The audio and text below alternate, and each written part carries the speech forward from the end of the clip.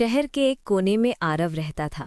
शांत स्वभाव, कम बोलने वाला, लेकिन दिल से बहुत गहरा इंसान। उसे दिखावा पसंद नहीं था, बस सच्चे रिश्ते। उसी शहर में रहती थी अनाया, मुस्कुराती हुई लेकिन दिल में बहुत कुछ छुपाए हुए। वो हंसती जरूर थी, पर हर मुस्कान के पीछे एक कहानी थी।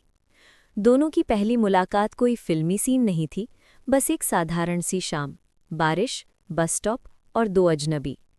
बारिश तेज थी, अनाया भीग रही थी। आरव ने बिना कुछ कहे अपनी छतरी आगे बढ़ा दी। अनाया ने बस इतना कहा, थैंक यू। आरव ने हल्की सी मुस्कान के साथ सिर हिला दिया। बस यहीं से कुछ शुरू हुआ। उनकी मुलाकातें बढ़ने लगी, कभी बस स्टॉप पर, कभी चाय की दुकान पर।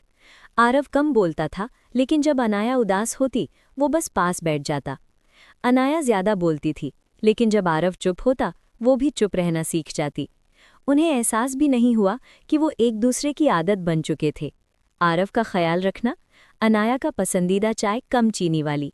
अनाया का ख्याल रखना, आरव का फ़ोन हमेशा साइलेंट पर रहता, वो उसे याद दिलाती। प्यार कभी बड़े वर्ड्स में नहीं हुआ, बस छोटे छोटे ख्यालों में बस गया। एक दिन अनाया ने पूछा, अगर मैं दूर चली जाऊं तो? आरव ने पहली बार सीधा उसकी आंखों में देखा। तो इंतज़ार करूंगा। बस उस एक जवाब ने सब कह दिया। कोई आई लव यू नहीं, कोई प्रॉमिस नहीं, फिर भी सब साफ था। एक शाम अनाया बहुत चुप थी, उसकी आंखें भी कुछ छुपा रही थीं। उसने कहा, मुझे जाना होगा आरव, बहुत दूर। आरव ने कुछ नहीं पूछा, क्योंकि उसे पता था कुछ सवालों के जवाब सिर्फ दर्द देते हैं। अनाया रो रही थी। मैं चाहती हूं तुम मुझे रोक लो। आरव ने बस इतना कहा, अगर जाना जरूरी है तो जाओ, मैं तुम्हें बांधना नहीं चाहता। उस रात पहली बार दोनों ने एक दूसरे को खोने का डर महसूस किया। अनाया चली गई, शहर वही था, पर आरव के लिए सब बदल गया।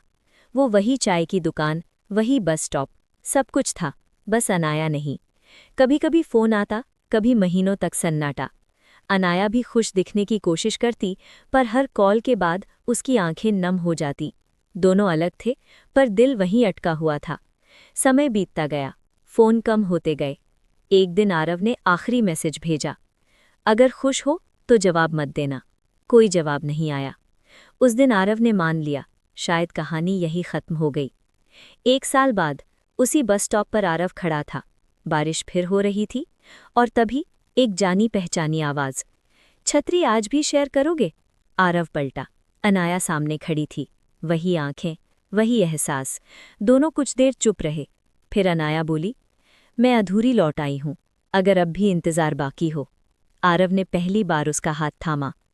कुछ इंतज़ार अधूरे नहीं होते।